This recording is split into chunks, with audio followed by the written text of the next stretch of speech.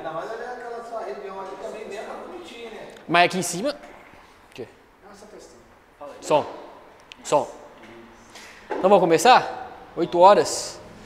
Enquanto o pessoal vai chegando aí, quem for chegar. Quer orar para nós? Então ora então para nós, Vitor, por favor. Amém. Que é isso, mano?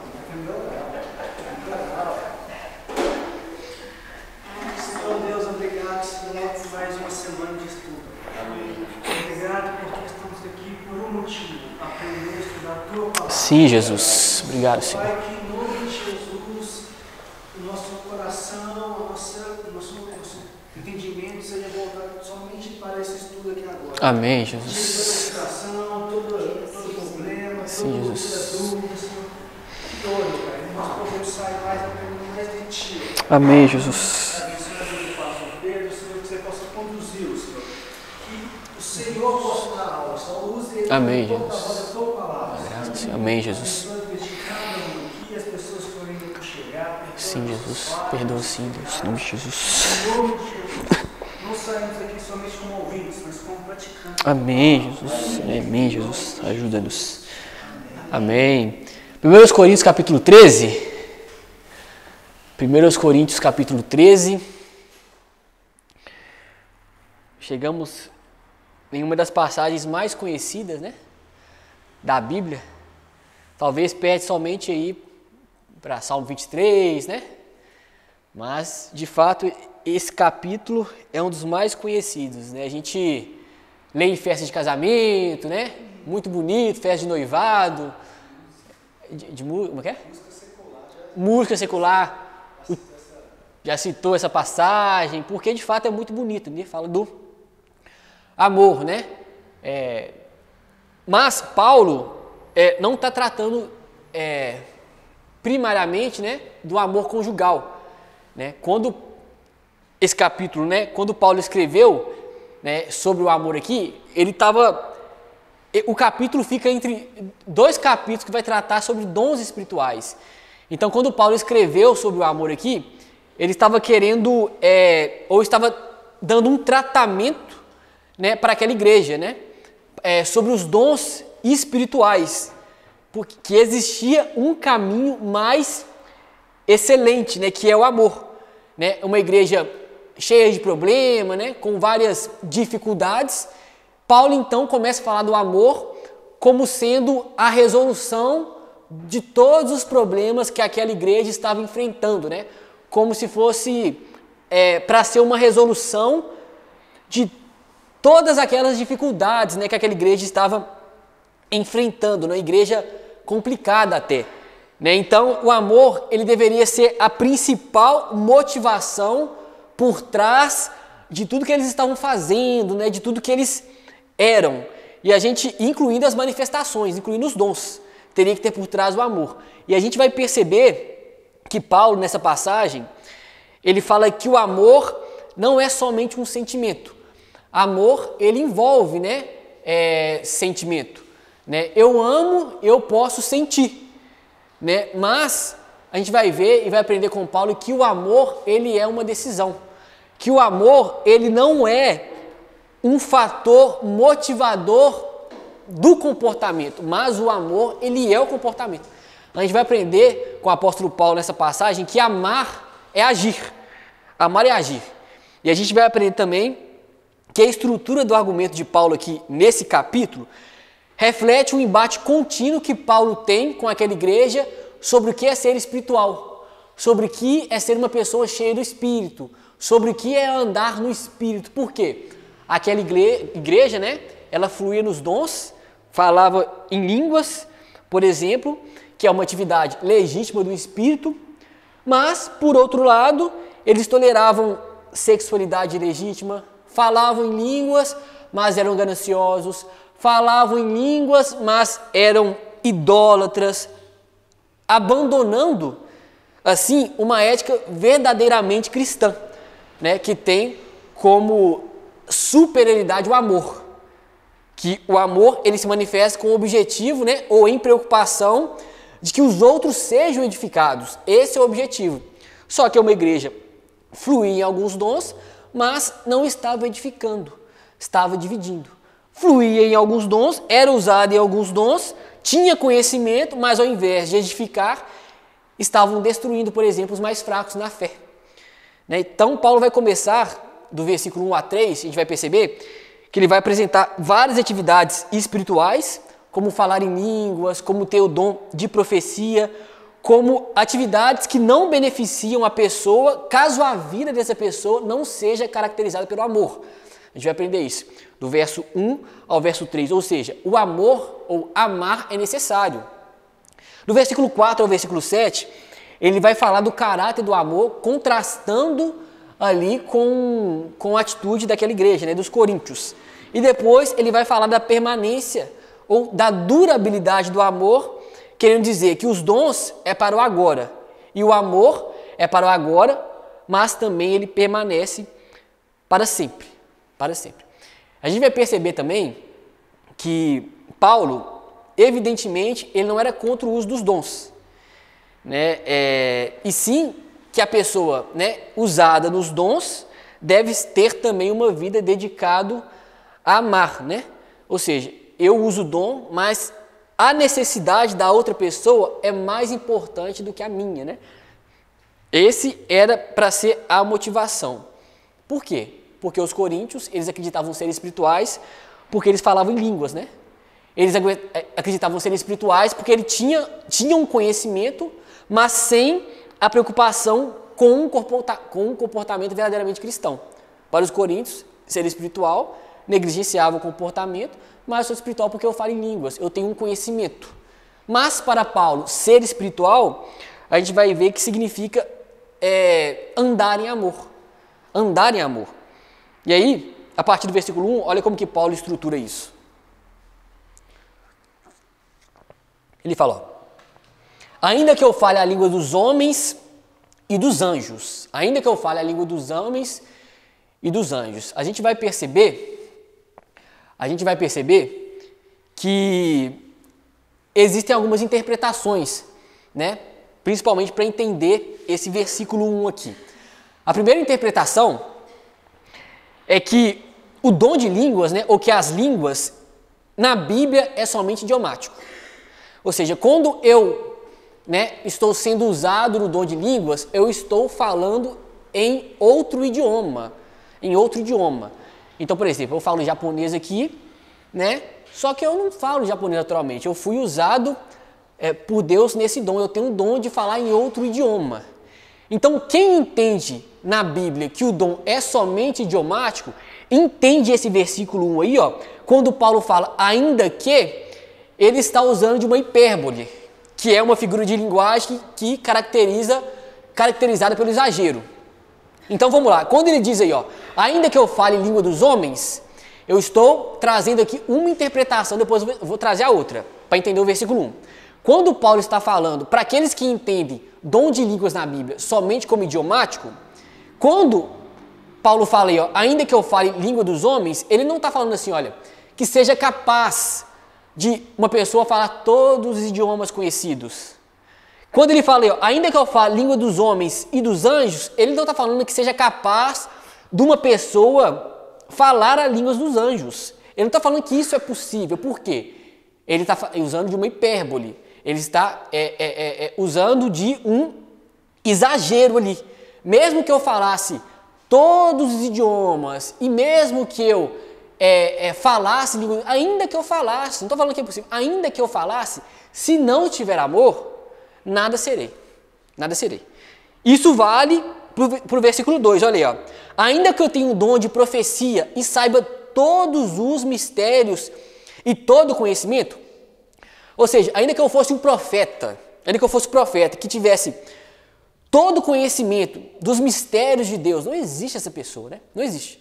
Ainda que eu fosse profeta, e tenho uma fé, olha aí, capaz de mover montanhas, não existe ninguém na história da igreja que moveu montanhas pela fé. Eu nunca vi, vocês viram? Mover montanhas pela fé. Paulo então está dizendo assim, olha, ainda que eu falasse a língua dos anjos, não estou falando que seja possível.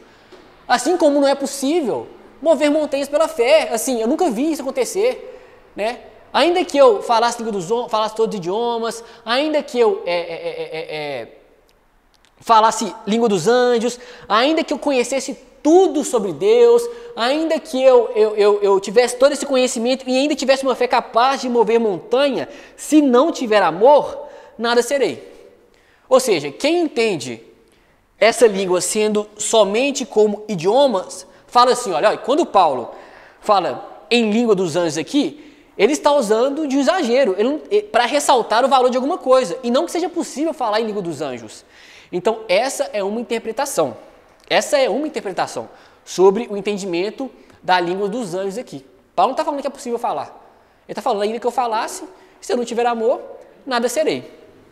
Uma outra interpretação é que existe o dom de línguas sendo idiomático, mas também existe o dom de línguas sendo línguas dos anjos de fato. E é por isso que Paulo coloca essas duas opções aqui.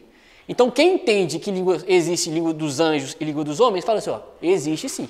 E tem argumentos fortes para entender que existe línguas, que o dom de línguas é idiomático, mas também não idiomático, mas também é língua dos anjos, né? Não entendidas humanamente.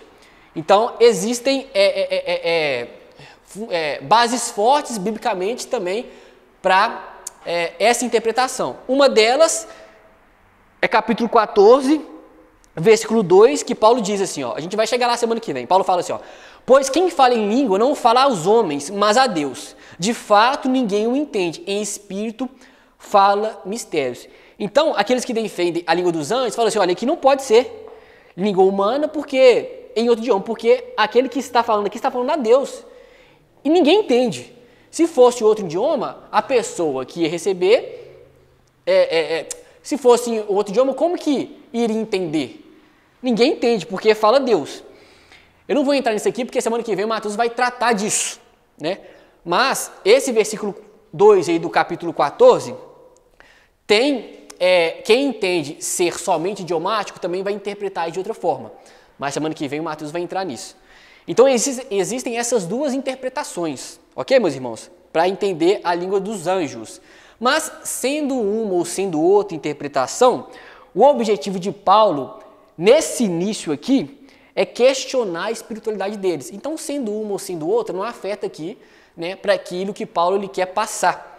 Por quê? A espiritualidade deles aqui mostrava falha de comportamento ou falta de amor, né? E esse é o ponto aqui.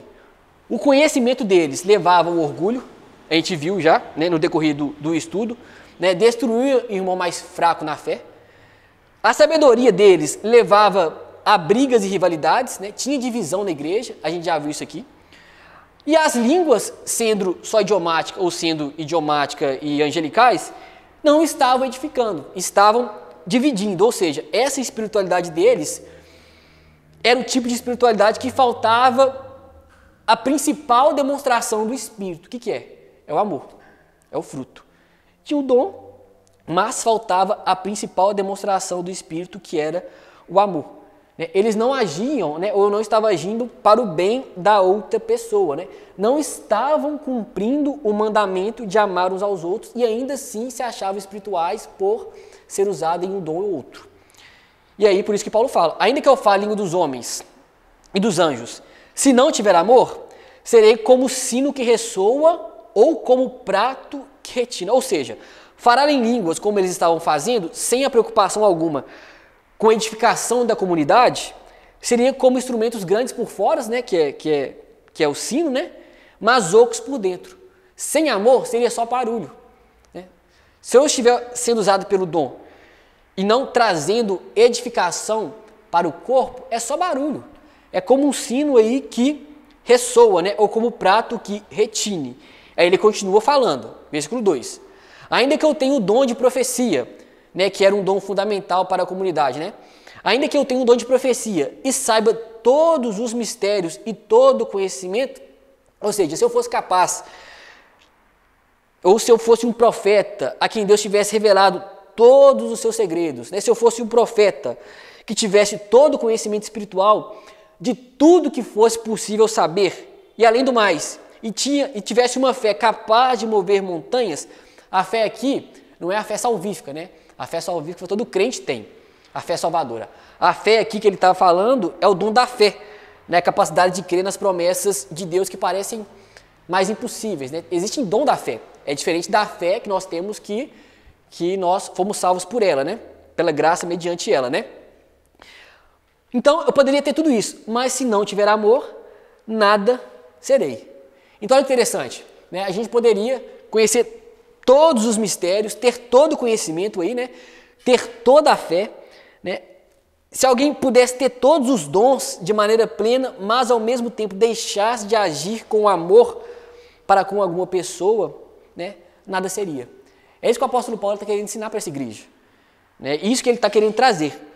Ter dons não é sinal de ser espiritual, mas amar os outros como Cristo nos amou, isso é. Isso é. E aí, por isso que ele continua falando, versículo 3. Nesses exemplos. Ainda que eu dê aos pobres tudo o que possuo, ou seja, ainda que eu reparta, né, todos os meus bens em troca de comida para alimentar os pobres, dom da generosidade, né, o dom da misericórdia.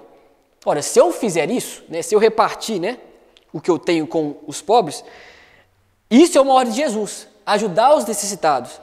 Né? Com certeza, se eu fizer isso, vai trazer um benefício para aquele que vai receber. Mas se eu fizer isso sem ter amor, mesmo sendo uma ordem de Jesus, não irá trazer benefício algum ao doador, porque nada será.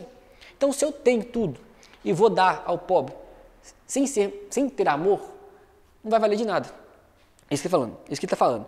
Ainda que eu dê tudo aos pobres do que possuo.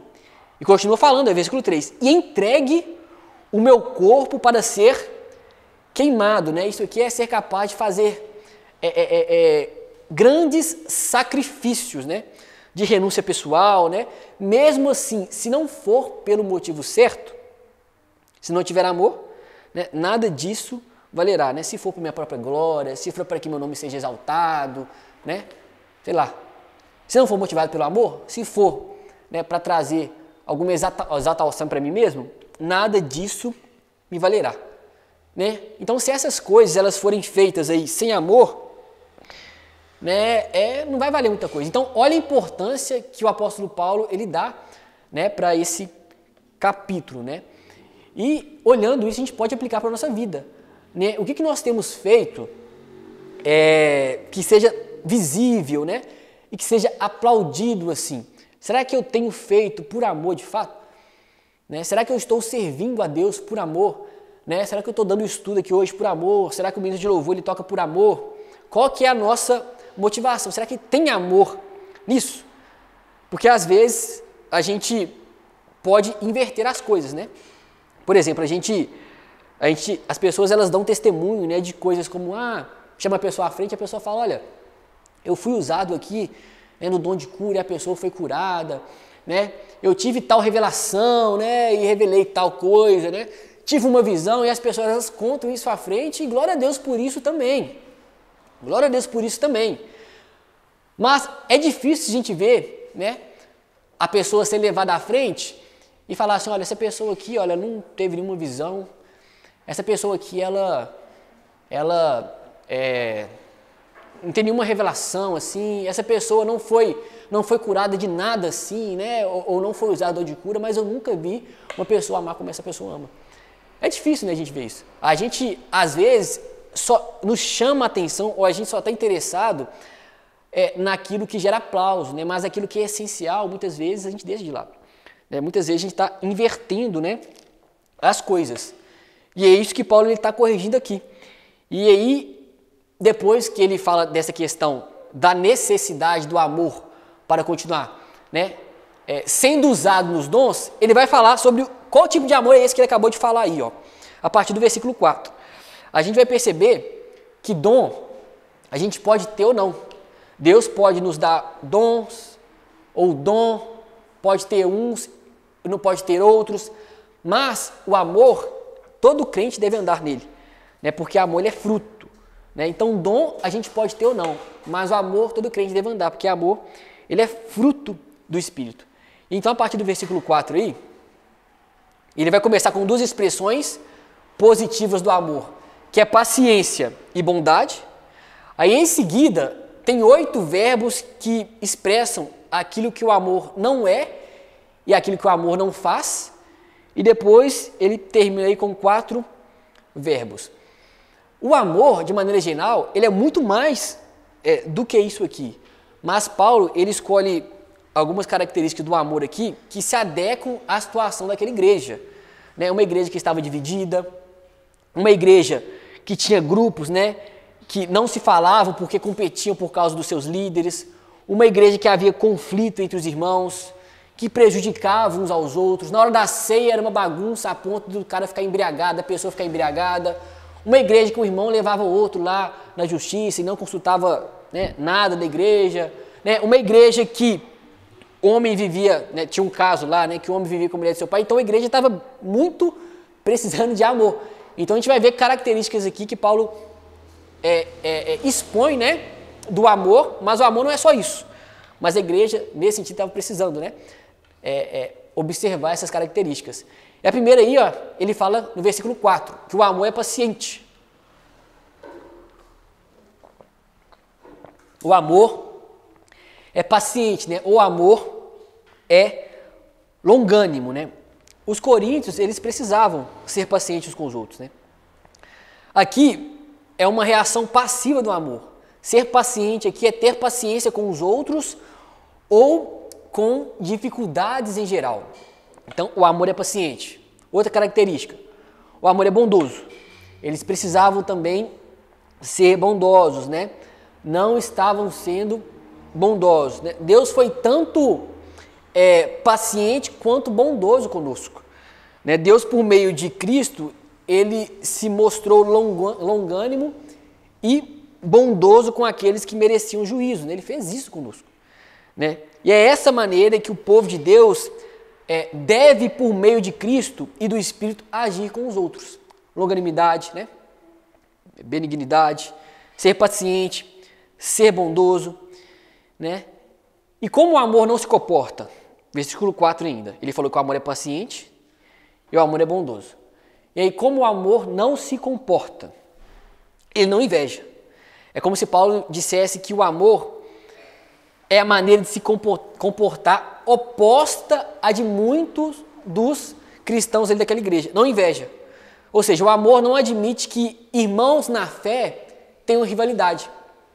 O amor, ele não admite que tenham competição entre si.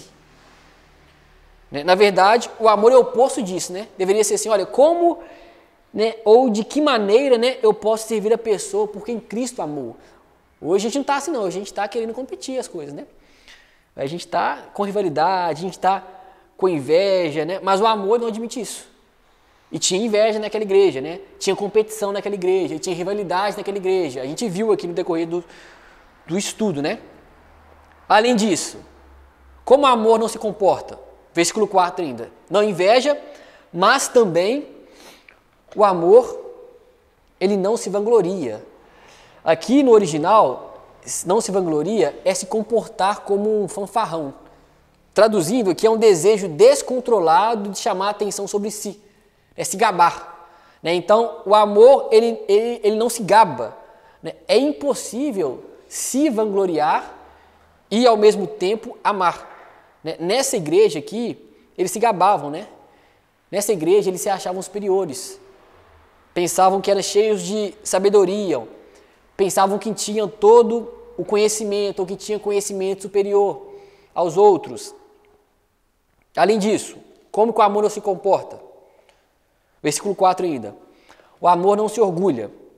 O verbo aqui significa estar inchado, trazendo uma arrogância, né? É estar cheio de si. Então o amor não é cheio de si. O amor, ele não vem com uma arrogância, né? Não é inflado, não é inchado, não se orgulha. Versículo 5. O amor não maltrata. A NVI traduziu como não maltrata, mas na sua língua aí como que está? Na sua tradução. Primeiro no 4, como é que está o seu? Não arde ciúmes, como é que é? O amor é paciente, o amor é bondoso. Depois não inveja, depois não se vangloria. Só isso? Não, tem mais. Não se orgulha. O meu tá, o amor é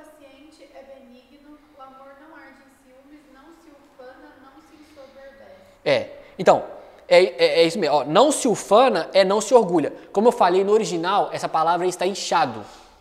Por isso que a minha tradução, a NVI, traduziu por não se orgulha, né? Porque qual que é a ideia? Está cheio de si. Está inchado, né? Tá cheio de si, né? O amor não se orgulha nesse sentido. O versículo 5, como está na sua?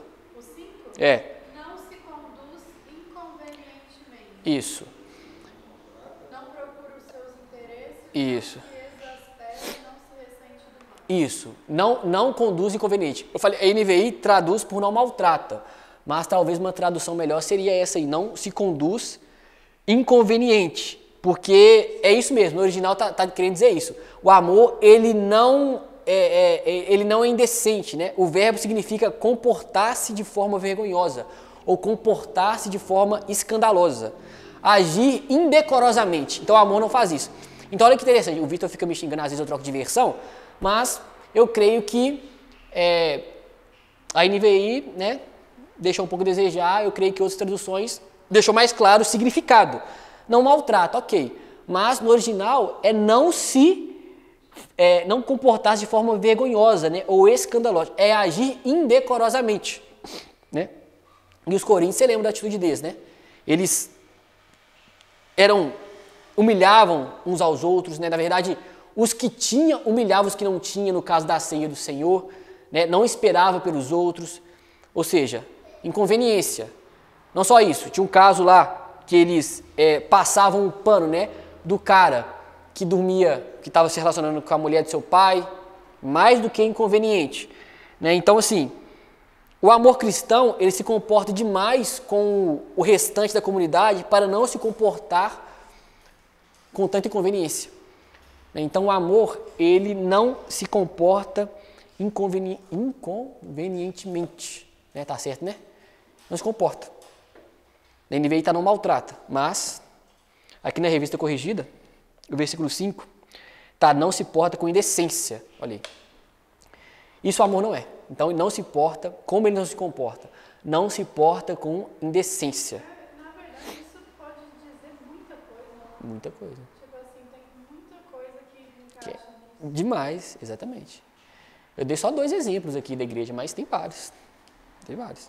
Não só isso. Aí, fala aí, ó, não procura seus próprios interesses. Lembra daquela questão de comer comida sacrificada a ídolos que nós vimos aqui? Né? Os cristãos mais fortes desprezavam os mais fracos porque eles achavam, olha, um ídolo nada é para mim. Eu começo a comer daqui e a consciência do outro que, né, se exploda, vamos falar assim. Ou seja, se estivesse amando, não procurava os seus próprios interesses, olhava, considerava a consciência do outro. Né? Eles estavam desprezando, sendo motivo até de tropeço, né? Para os fracos na fé. A gente entendeu, estudou sobre os fracos na fé, o que significa, né? Então, assim, mas o amor não faz isso. Perceba como aquela igreja estava, né? Por isso que Paulo, como eu disse, colocou esse capítulo aqui que muitos usam, né? E pode até ser aplicado, como eu disse no início, a festa de casamento e tudo mais, mas Paulo está tratando aqui caráter, né? Ele está tratando coisa aqui, tipo, problemas sérios da igreja de Corinto. Então, assim, pode ser aplicado, né? Em um amor conjugal aqui, como muitos fazem, né, na festa de casamento, mas Paulo, a cabeça dele não estava tratando, primeiramente, né, ou primeira instância, de um amor conjugal. Ele estava tratando aqui problema de foco, né? Eles tinham perdido o foco de que é ser espiritual. Então Paulo fala, olha, o amor, ele não procura os seus próprios interesses, né? O amor não faz isso. Outra coisa, versículo 5. Não se ira facilmente. Aqui na voz ativa, o verbo significa incitar alguém a irar, né? Provocar ira. Então o amor não vive provocando ira. E na voz passiva sugere que quem ama não é facilmente provocado a ira, né? Quem ama não é facilmente explosivo, né? Tipo assim, não é facilmente levado a ira pelos outros, né? Ou seja, é longânimo. Lembra que a gente falou que o amor é paciente? Se o amor é paciente, ele não é facilmente levado à ira, né? Outra coisa, versículo 5. O amor, como ele não se comporta? não guarda rancor, não se ressente do mal, né? Essa tradução deve estar aí, né? Não se ressente do mal. Aqui literalmente significa o amor não supõe o mal. O mal aqui é o mal cometido por outra pessoa. Ou seja, não fica pensando o mal cometido por outra pessoa. Por isso, quando a NVI, nesse caso, né? Tá legal? Quando a NVI traduz assim, não guarda rancor, fica de fácil entendimento. Porque no original é não supõe o mal. Ou seja, não fica pensando o mal cometido por outra pessoa. Então, de fato, não guarda rancor, né? O amor não guarda ressentimentos, né? Assim como Deus em Cristo não considera os nossos pecados, né? Os pecados cometidos, né? Não considera nossos pecados, de igual modo aquele que ama não fica pensando sobre o mal feito contra ele, no sentido de guardar, né? Ter esse ressentimento. Né? O amor ele não fica, né? ressentido, rancoroso. É essa a ideia. Depois dele falar como o amor reage ao mal sofrido, ele conclui falando, versículo 6 aí, ó. O amor não se alegra com injustiça, mas se alegra com a verdade, né? A pessoa cheia de amor, ela se regozija junto com as outras, né? Com um comportamento que reflete o evangelho, né? Então, o amor se alegra com a verdade, né? Ela se regozija com a verdade, né? Ela se alegra com o outro, ela se alegra com a vitória do outro, ela se alegra por cada perdão oferecido. O amor se alegra por cada bondade, né? Esse é o amor. E ao mesmo tempo, a pessoa se recusa a ter prazer no mal, né? Aí, ó, o amor não se alegra com a injustiça, tanto de forma geral, como por exemplo, guerras, violência que a gente vê, quanto de forma mais específica, tipo assim, a queda de um irmão. O amor, ele não se alegra com a queda de um irmão. O irmão cai, né? O amor, ele não fica tipo assim, não, mereceu, bem feito. Tinha que cair mesmo aí, caiu mesmo, bem feito. O amor não faz isso, né? Então, isso tudo que a gente percebe assim, a pessoa, ela pode ser usada dos dons, mas ser tudo isso aqui, olha só. A pessoa, ela pode falar em língua, seja qual entendimento você tenha, mas pode ser tudo aqui. Isso estava acontecendo na igreja de Corinto, né? Falava em línguas, né? Tinha dom lá do conhecimento e tudo mais, mas era dessa forma aqui. E Paulo, de alguma forma, coloca isso com a intenção de arrumar aquilo, né? Tipo assim, com a intenção de trazer a consciência. Vocês estão sendo dessa forma, mas de nada está valendo, porque se vocês forem dessa forma e não tiver amor, nada valerá, né? Ou seja, o amor ele não favorece uma falsa espiritualidade, né? Eles achavam espirituais, porque tinha esses dons, mas faltava o fruto ali, né? Aí versículo 7, ele continua falando sobre o amor. Tudo sofre, tudo crê, tudo espera, tudo suporta. Né? Ou seja, não há nada que o amor não consiga superar. Né? Tudo espera, né?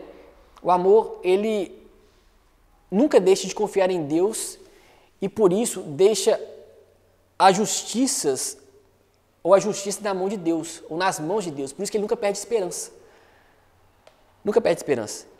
Né? Quando a vida é tocada dessa forma pelo amor de Deus em Cristo, a pessoa ela é capacitada pelo Espírito a amar os outros e confia em Deus em prol dessa pessoa amada, a fim de que Deus mostre misericórdia em prol dessa pessoa.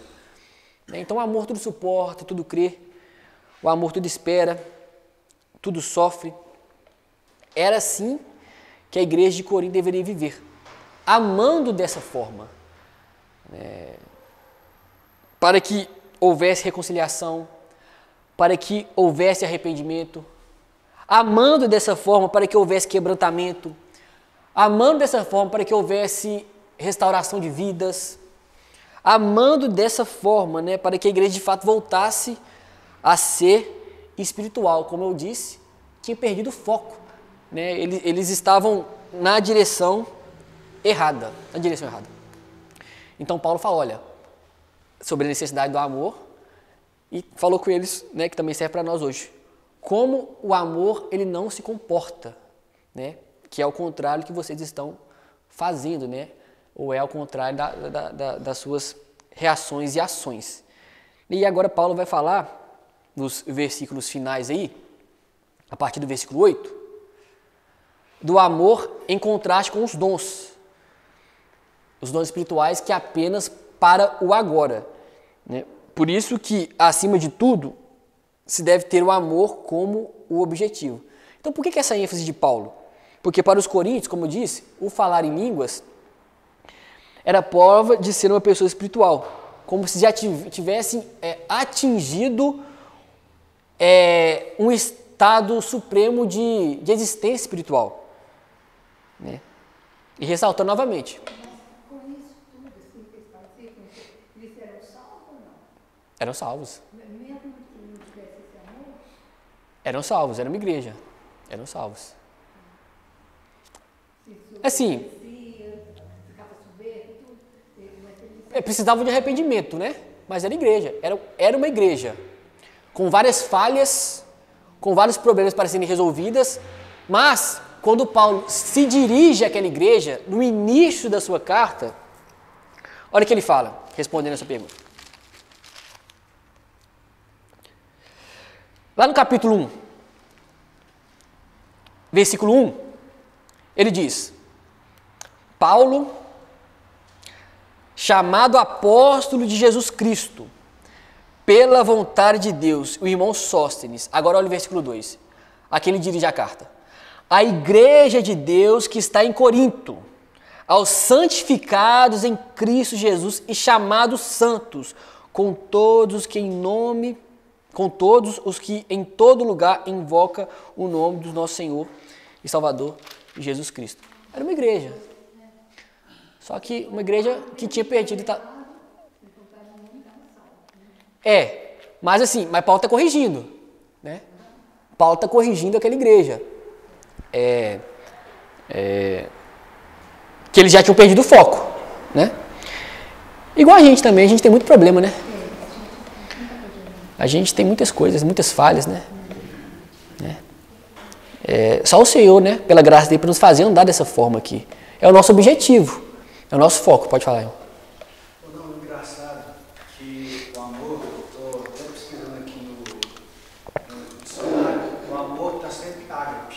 Esse capítulo inteiro está ágape. Nesse versículo 7 aqui, que seria o amor, versículo 7. Tudo sofre, tudo crê, tudo espera, tudo suporta. Engraçado que ágape, a tradução mais literal, seria um amor sacrificial. E tudo aqui mostra sacrifício. Sim. O amor, você sofre, você é uma pessoa a tal ponto de sacrificar por ela. Você sofre tudo que ela está sofrendo, você suporta tudo que ela está querendo suportar. O engraçado é que hoje em dia não tem isso, né? A gente vai ler o de baixo aqui, o amor jamais acaba. O engraçado é que eu mais vejo hoje em dia é o amor se acabando. Você vê o número de divórcios aumentando. E as pessoas têm a cara de pau de falar assim: nosso amor é tão grande que é melhor a gente viver uma passada do outro. Todo mundo já viu, sei lá, o famoso divorcia, aí na divulgação de divórcio está lá: nosso amor é tão grande que preferimos viver um distante do outro. Nosso amor é tão intenso que a gente prefere viver afastado. Mas não acaba de fato, né? E aí é isso que Paulo vai falar aí, a partir do versículo 8 que o Vitão citou. Versículo 8. O amor nunca perece, né? O amor nunca acaba. O verbo aqui significa cair, desmoronar. Ou seja, o amor jamais cai. O amor jamais desmorona. Ele nunca vai deixar de ser plano de Deus. O amor é para o agora, mas ele continuará sendo na eternidade, né? Na verdade, é isso, né? O amor que vai caracterizar a vida na eternidade, né? O amor perfeito vai caracterizar a vida na eternidade. Nunca vai acabar. Em contraste com os dons espirituais, que é para o aqui e o agora. Os dons espirituais, eles são passageiros, tem a ver com essa vida aqui. Por isso que os dons, eles são para o quê? Para edificação. O amor é fruto, o amor jamais acaba, mas os dons são passageiros e eles são para edificação. Na eternidade, não precisava de ninguém mais ser edificado. Seremos, ou vai vir, né, a plenitude. Vai ter pecado mais? Vai ter pecado mais. Então os dons são para agora, para que a igreja, o corpo, seja edificado. Mas, ele continua falando, o amor nunca perece, jamais acaba. Mas as profecias desaparecerão. As línguas cessarão. Olha aí. O conhecimento passará. Ou seja, os dons espirituais, eles passarão. E Paulo cita aqui os dons favoritos deles, né? Línguas, profecia, conhecimento, né? Que vão passar. Por quê? Vão passar. Versículo 9. Porque em parte conhecemos e em parte profetizamos. O conhecimento que nós temos de Deus hoje aqui, ele é um conhecimento suficiente. Suficiente para nos salvar, né? Suficiente para que a gente tenha uma vida, né, de santidade, mas não é o todo. Ele é suficiente, mas não é o conhecimento completo, né? Hoje, o nosso conhecimento, ele é incompleto, embora seja suficiente para nós nessa era presente. Mas é um conhecimento incompleto. Pois, em parte conhecemos e em parte profetizando. O conhecimento que nós temos não é tudo que existe a respeito de Deus. Não é tudo que existe. Em parte nós conhecemos. Em parte nós profetizamos, né? Vai versículo 10. Quando, porém, vier o que é perfeito, o que é imperfeito desaparecerá. Os dons são em parte porque pertencem somente a essa era, né? Não é o fim, é o começo. Então, quando vier o que é perfeito, ou seja, perfeito aqui, embora tenha algumas interpretações, nós entendemos que o perfeito aqui é o evento da vinda de Cristo. Quando Cristo vier, quando acontecer isso, os dons, eles desaparecerão. Por quê? Porque a completude terá chegado. Quando, porém, vier o que é perfeito, o que é imperfeito desaparecerá. A igreja não vai precisar mais ser edificada, né, com os dons. Os dons agora eles são necessários para a edificação da igreja, mas na vinda de Cristo não serão mais. Então é interessante, pensa no edifício, né? Eu vi essa ilustração de um pastor, achei interessante. Um edifício que os pedreiros eles usam andaimes para a construção desse edifício. E aí estão construindo um edifício. Os dons espirituais são como se fossem esses andaimes que Deus usa para a edificação da igreja, que serão dispensados quando o edifício estiver pronto. É isso que o dom serve. Edificar a igreja. Mas a igreja será edificada, né? Quando vier o que é imperfeito. Quando vier o que é perfeito, né? Para isso, Paulo usa duas ilustrações. Versículo 11 a primeira. Pode falar. No 9 ainda, quando ele fala, porque em parte conhecemos e em parte profetizamos. Porque significa que a gente não tem ainda bem perto desse amor que ele descreve aqui. É tipo isso? A gente tenta muito, a gente tem um pouco, um gostinho, mas está muito longe de ser esse amor que ele descreve. É tipo isso? Ele está dizendo assim, ele está querendo falar da durabilidade, da permanência do amor em relação aos dons. Aí nessa busca pelos dons e negligenciando o amor, aí ele pega, constrói sobre a necessidade do amor, fala o que o amor é, né? Fala como como o amor não se comporta. Aí nessa parte ele está continuando falando, olha, procura o amor. Por quê? Os dons, vocês estão sendo usados pelos dons, mas estão negligenciando o amor. Os dons eles passarão. Eles servem para a edificação da igreja. Mas eles passarão. Vai chegar o que é perfeito. Por que ele falou isso no versículo 9? Querendo falar da durabilidade do amor que eles estavam negligenciando. Sim, mas esse amor que ele escreve aqui é o amor de Deus. Sim, amor de Deus. Amor é isso. Porque assim, Isso. por mais que a gente caminhe, amadureça na fé e resista e ore, hora ou outra, né? Não, com certeza. É o que a irmã Isabel perguntou. Igreja. É igreja.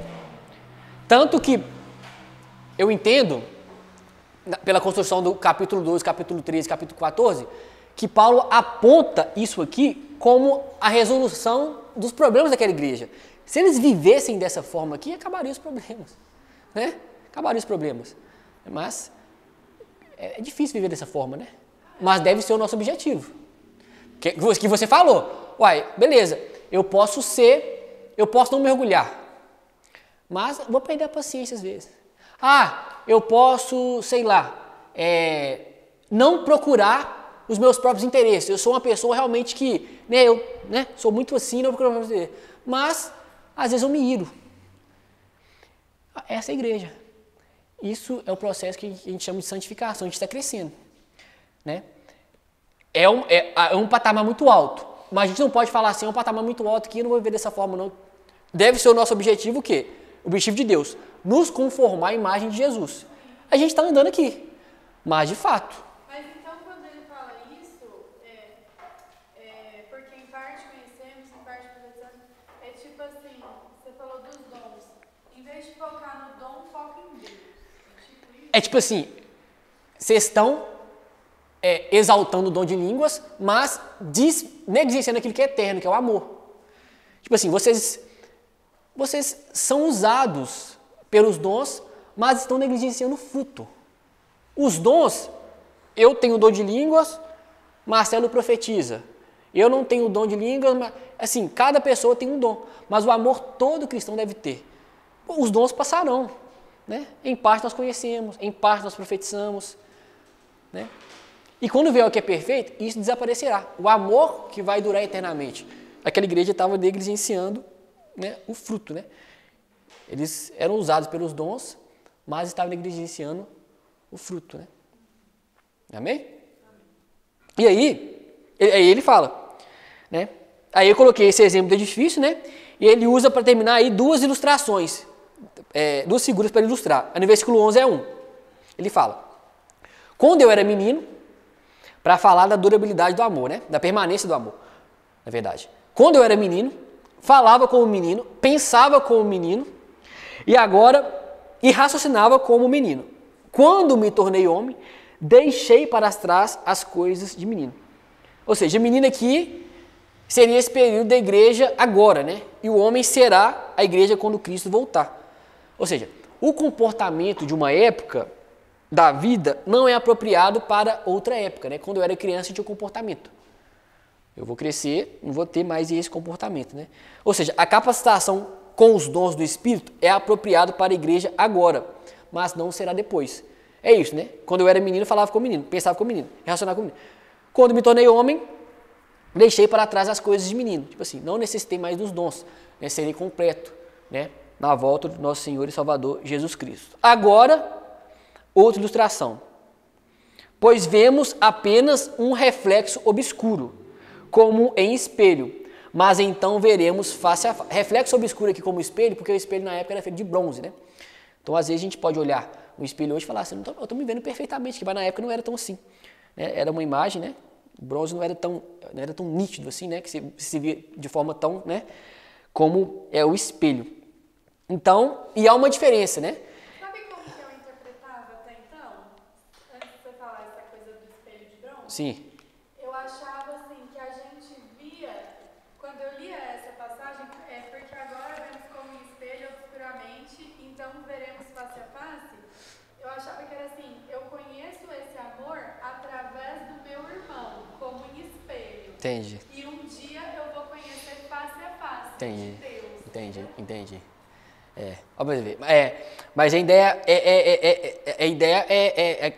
do conhecimento pleno que ainda a gente vai ter, né? Que vai ser face a face. Mas você entendeu? Entendi. Eu pensava Entendi. assim, eu vejo o Sim, sim, sim. como assim, um espelho, mas Sim. um dia eu vou ver o próprio Deus. Sim, sim. Entendi. Mas você entendeu a intenção aqui? Então, Detalhes históricos. faz diferença. Então, há uma diferença aqui, né? Entre ver em um espelho e até contextualizando, né?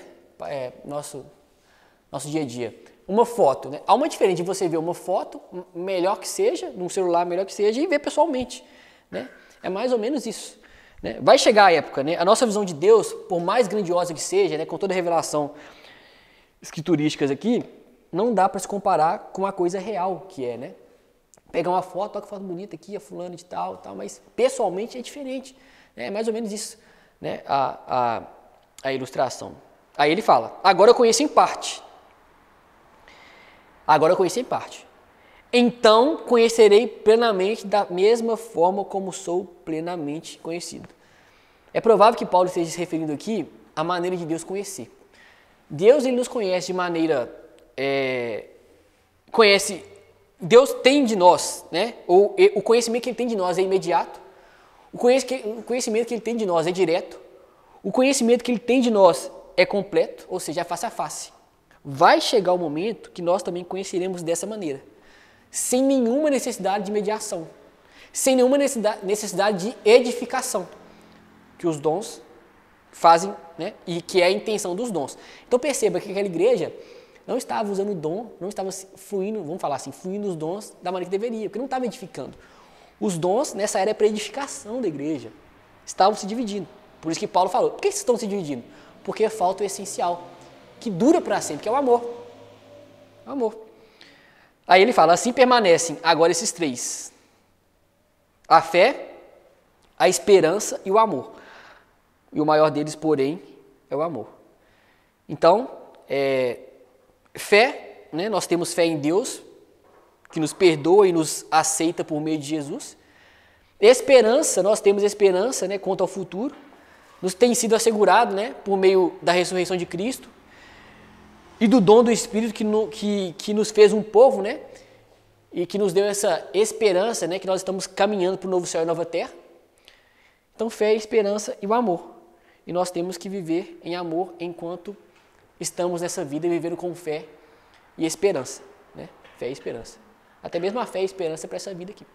O amor, ele permanece. Nós vivemos essa vida com fé e esperança. E o amor? Amor, nós vivemos aqui, andamos aqui e continuaremos vivendo, né, no perfeito amor na eternidade.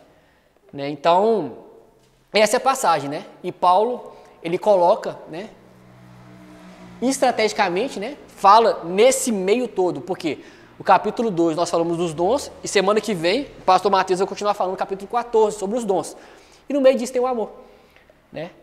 Como se Paulo ele tivesse querendo trazer, né, de volta a igreja, né, o caminho que ela tinha saído, né, e o rumo errado que ela tinha tomado. Né? Então esse é o capítulo. Amém, irmãos? Amém. Nem? Alguma dúvida? Eu vejo nessa situação aqui também do amor, Paulo substitui, para mim, desde a primeira vez que eu comecei a entender esse capítulo, Paulo substitui o nome Jesus pela palavra amor. Porque em outros capítulos ele pede para a gente se parecer com Cristo. E aqui ele está colocando algumas características que só Jesus tem. Que o amor não se alegra com justiça, mas se alegra com a verdade, tudo sofre, tudo crê, tudo espera, tudo suporta. Eu creio que isso ele estava detalhando Jesus. Tem essa aplicação. Deus é amor.